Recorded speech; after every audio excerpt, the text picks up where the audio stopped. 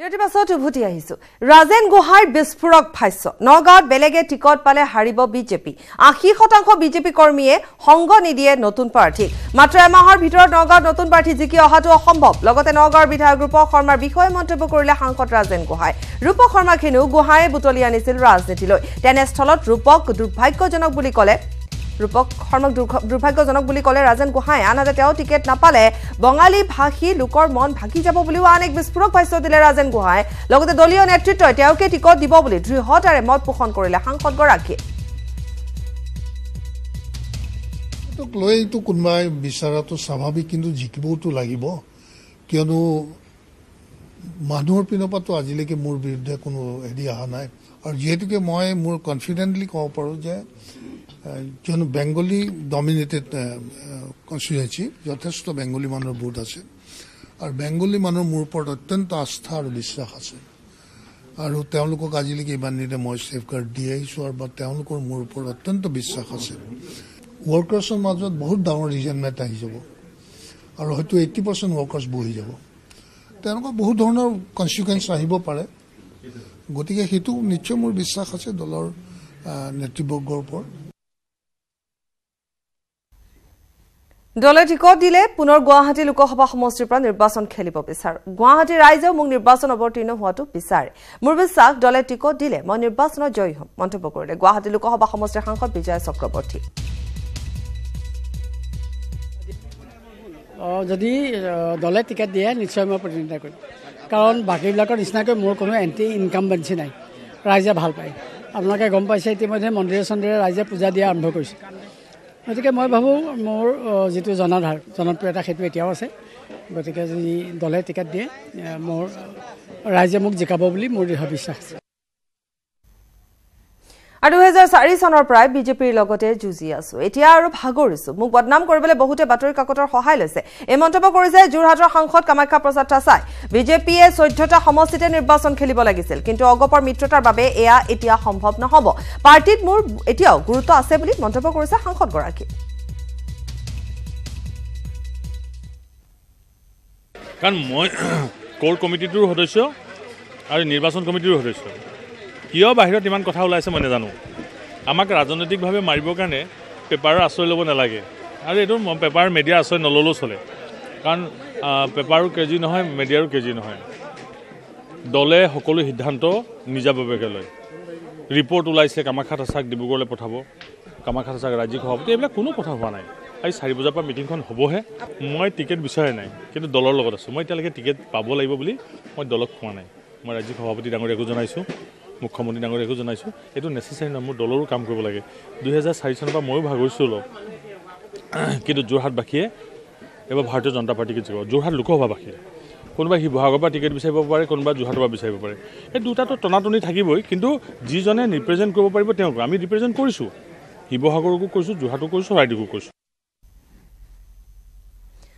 বিজেপিৰ ৰাজ্যিক সভাপতি ৰঞ্জিত দাসৰ আমন্ত্ৰণ মৰ্মে আজি বিজেপিৰ কাৰ্যালয়ত মিলিত হ'ব অগপ নেতৃত্ব হেংৰাবাৰী বিজেপি কাৰ্যালয়ত যুটীয়া সংবাদমেল সম্বোধন কৰিব দুই দলৰ দুই সভাপতিয়ে ইয়াৰ পূৰ্বে বৃহস্পতিবাৰে সন্ধিয়া আমবাৰীৰ অসম গণ পৰিষদৰ মুখ্য কাৰ্যালয়ত উপস্থিত হয় ৰাজ্যিক বিজেপিৰ নেতৃত্ব বিজেপিৰ ৰাজ্যিক সভাপতি ৰঞ্জিত দাস অসম বিজেপিৰ প্ৰভাৰী মহেন্দ্ৰ সিং মন্ত্ৰী হিমন্ত বিশ্ব শৰ্মা সাংসদ কামাখ্যা প্ৰসাদ তাছাই অগপৰ কাৰ্যালয়ত উপস্থিত হৈ মিলিত হয় আলোচনাত ভাৰতীয় জনতা পাৰ্টিৰ ৰাজ্যিক সভাপতি ৰঞ্জিত দাস ডাঙৰীয়াৰ নেতৃত্বত মই আৰু মহেন্দ্ৰ সিং ডাঙৰীয়াই ইয়াতে আহি গণ পৰিষদ দলৰ নেতৃবৰ্গক এটা সৌজন্যমূলক আমি সাক্ষাৎকাৰ কৰোঁ আৰু অহাকালি ভাৰতীয় জনতা পাৰ্টিৰ কাৰ্যালয়ত চাহ একাপ খাবৰ বাবে আমি অগপ দলৰ সভাপতি অতুল বৰা ডাঙৰীয়া আৰু তেওঁৰ সতীৰ্থসকলক নিমন্ত্ৰণ কৰিছোঁ তাৰ লগে লগে অহাকালি ভাৰতীয় জনতা পাৰ্টিৰ ৰাজ্যিক সভাপতি ৰঞ্জিত দাস ডাঙৰীয়া আৰু গণ পৰিষদৰ সভাপতি তথা কেবিনেট মন্ত্ৰী অতুল বৰা ডাঙৰীয়াই যৌথভাৱে আপোনালোকক বা সংবাদ কৰ্মীসকলক সম্বোধন কৰিব আৰু তাতেই আজি আমাৰ যি আলোচনা হ'ল আৰু অহাকালি যিখিনি আলোচনা হ'ব তাৰ সাৰাংশ আপোনালোকৰ ওচৰত অৱগত কৰিব আজি আহি পেলাই আজি আমি কিছু ৰাজনৈতিক বিষয় আমি আলোচনা কৰিছোঁ আৰু সেই আলোচনা সুন্দৰ পৰিৱেশত হৈছিলে কোঅৰ্ডিনেট হৈছিলে সৌহাৰ্দ্যপূৰ্ণ হৈছিলে আৰু অহা কাইলৈ আমি তেওঁলোকক পুনৰ আমাৰ কাৰ্যালয়লৈ আমন্ত্ৰণ জনাইছোঁ আৰু আমি আলোচনাৰ শেষত যুটীয়াভাৱে আপোনালোকক সম্বোধন কৰিম। আমি আজি আহি পেলাই নথৈ আনন্দিত। আমি ভাৰতীয় জনতা পাৰ্টীৰ কাৰ্যকৰ্তাসকলক এইটোৱে আহ্বান জনাইছোঁ যাতে তেওঁলোকে আগন্তুক দিনত আমাৰ লগতে অসম গণ পৰিষদৰ কাৰ্যকৰ্তাসকলৰ লগত একেলগে যাতে মোদী ডাঙৰীয়াক আগন্তুক দিনত ভাৰতবৰ্ষৰ প্ৰধানমন্ত্ৰী পতাৰ স্বাৰ্থত ভাৰতবৰ্ষখন ৰাষ্ট্ৰগুৰু হিচাপে প্ৰতিষ্ঠা কৰাৰ স্বাৰ্থত একেলগে যাতে কাম কৰে তাকে আহ্বান জনাইছোঁ। তেখেতসকলৰ এই সৌজন্যমূলক ভিজিটে নিশ্চিতভাৱে দুয়োটা দলৰ মাজত যি ব্যৱধান হোৱা বুলি এটা প্ৰচাৰ চলিছিল, ধাৰণা কৰা হৈছিল, সেইখিনি বহু পৰিমাণে দূৰ কৰিব। অগপ বিজেপিৰ মিত্ৰতাক অবৈধ আখ্যা অগপৰ প্ৰতিষ্ঠাপক সভাপতি তথা প্ৰাক্তন মুখ্যমন্ত্ৰী প্ৰফুল্ল কুমাৰ মহন্তৰ। কাৰ্যনিৰ্বাহকক উপেক্ষা কৰি অসম গণ পৰিষদৰ ৪-৫জন নেতাই লৈছে একপক্ষীয় সিদ্ধান্ত। শাসনলৈ আহিলে বিজেপিয়ে কেৱল পুনৰ উত্থাপন কৰিব বুলি কোৱাৰ পিছতো কেৱল ক্ষমতাৰ স্বাৰ্থত মিত্ৰতা কৰা বুলি অভিযোগ মহন্তৰ। আৰু সেয়েহে এই সিদ্ধান্ত বিৰোধিতাৰে অগপক মুষ্টিমেয় নেতাৰ দললৈ পৰিণত নকৰিবলৈ সকলো দলীয় কৰ্মীলৈ আহ্বান জনাইছে মহন্তই। লগতে মোক দলৰ পৰা আঁতৰাবলৈ ষড়যন্ত্ৰ চলিছে বুলিও তাৎপৰ্যপূৰ্ণ মন্তব্য কৰে প্ৰাক্তন মুখ্যমন্ত্ৰীগৰাকীয়ে। মই এতিয়া ভাবিবলৈ বাধ্য হৈছো যে মোৰ বিৰুদ্ধে এক গভীৰ ৰাজনৈতিক ষড়যন্ত্ৰৰ জাল পতা হৈছে, যাতে মোক দলটোৰ পৰা আঁতৰাই দি বৰ্তমানৰ নেতৃত্ব নিষ্কন্ত হৈ খেয়ালখুচি মতে দলটো চলাই দিব পাৰে। যেতিয়া বিজেপিয়ে বহৰমপুৰ বিধানসভা সমষ্টিত মোৰ বিৰুদ্ধে কাম কৰিছিল এজন তেওঁলোকৰ নেতাৰ, এই নেতৃত্বৰ কাৰ্যকালত আজিলৈকে এখনো সাধাৰণ পৰিষদৰ সভা অনুষ্ঠিত কৰা নহল। বিজেপিয়ে মিত্ৰতাৰ এই সিদ্ধান্ত অগণতান্ত্ৰিক আৰু ৪-৫জন নেতাৰ একপক্ষীয় সিদ্ধান্তই মাত্ৰ। ক্ষমতালৈ আহিলেই নাগৰিকত্ব সংশোধনী বিধেয়ক পুনৰ উত্থাপন কৰি গৃহীত কৰা হ'ব বুলি ৰাজহুৱাকৈ কৰা ঘোষণা বিজেপিৰ সৈতে মিত্ৰতা কোনো কাৰণতে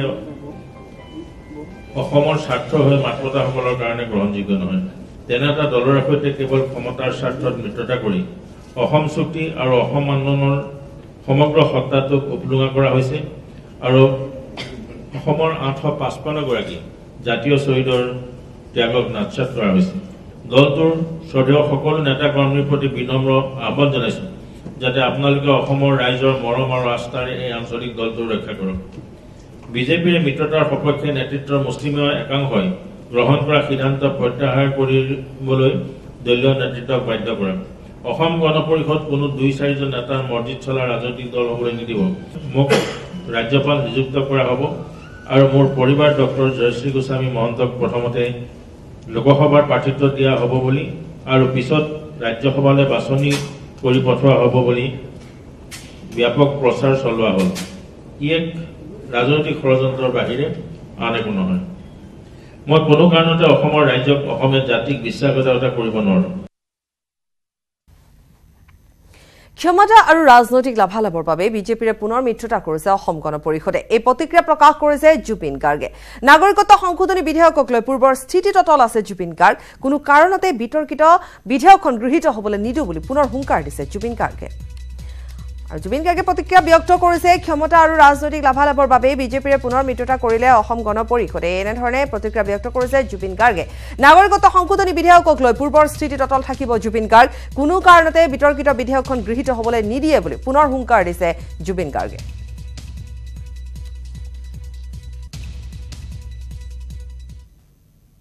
কেৱল বিৰোধিতা আমি গোটেই সকলোবোৰে মিলি কৰিছোঁ প্ৰথম কথা, আৰু এতিয়াও বিৰোধিতা কৰি আছোঁ আৰু এইটো আমি সফল হ'বলৈ নিদিওঁ কোনো পধ্যে। এতিয়া পলিটিকেল কথা মই নকওঁ, এতিয়া পলিটিকেল পাৰ্টিবিলাকৰ তেওঁলোকৰ চাল চলন বেলেগ থাকে। এতিয়া অগপ বিজেপি জইন কৰিছে, যোগদান একেলগ হৈছে, তাৰ অন্তৰালত কি আছে এতিয়া মই ক'ব নোৱাৰিম। মই পলিটিকেল কথাত মান নামাতো, কিন্তু আমি জাতীয়তাবাদী চেতনাৰ ফালৰ পৰা আমি কেৱল সদায় বিৰোধিতা কৰিম। হয়তো এইটো পলিটিকেল চাল এটা থাকিব পাৰে, তাত তেওঁলোকৰ কিবা লাভালাভ থাকিব পাৰে, সেইটো কাৰণে হয়তো কৰিছে। ক্ষমতাৰ যিটো অন্বেষণ ক্ষমতাৰ, তো যি কি নহওক আমি গোটেই ৰাইজ আছোঁ একেলগ হৈ, আৰু গোটেই সংগঠনবিলাক আছে আমাৰ জাতীয় সংগঠন যিমানবিলাক আছে, ষ্টুডেণ্টছ ইউনিয়ন যিমানখিনি আছে, গোটেইবিলাক একেলগ হৈ আছোঁ আৰু আমি সদায় একেলগ হৈ থাকিম।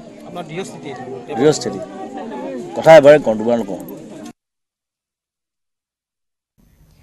মুম্বাইত উৰণীয়া সেতু খহি নিহত 6জন মুম্বাই ছত্ৰপতি শিৱাজী টাৰ্মিনাছত খহি পৰিল উৰণীয়া সেতুৰ এটা অংশ এই ভয়ংকৰ দুৰ্ঘটনাত আহত হয় ৩৬ জন কৈলোক এতিয়া উৰণীয়া সেতুৰ ধ্বংসবেশৰ মাজত কেইবাজনো লোক আবদ্ধ হৈ থকাৰ কথা কোৱা হৈছে আহত লোকসকলক সেইণ্ট জৰ্জ আৰু জিটি হস্পিটেলত ভৰ্তি কৰোৱা হৈছে ঘটনাত ভাঙি চুৰমাৰ হৈছে কেইবাখনো বাহন এক ভয়ংকৰ ঘটনা সংঘটিত হৈছে মুম্বাইত উৰণীয়া সেতু খহি পৰি নিহত হৈছে 6জন কৈলোক মুম্বাইৰ ছত্ৰপতি শিৱাজী টাৰ্মিনাছত খহি পৰিল উৰণীয়া সেতুৰ এটা অংশ আৰু এই ভয়ংকৰ দুৰ্ঘটনাত ৩৬ জন কৈলোক গুৰুতৰভাৱে আঘাতপ্ৰাপ্ত হোৱা বুলি জানিব পৰা গৈছে আৰু এতিয়াও উৰণীয়া সেতুৰ ধ্বংসবেশৰ মাজত কেইবাজনো লোক আবদ্ধ হৈ থকাৰ সন্দেহ প্ৰকাশ কৰা হৈছে আহতসকলক সেইণ্ট জৰ্জ আৰু জিটি হস্পিটেলত ভৰ্তি কৰোৱা হৈছে উদ্ধাৰ অভিযান এই মুহূৰ্তলৈকে অব্যাহত আছে ঘটনাত ভাঙি চুৰমাৰ হৈছে কেইবাখনো বাহন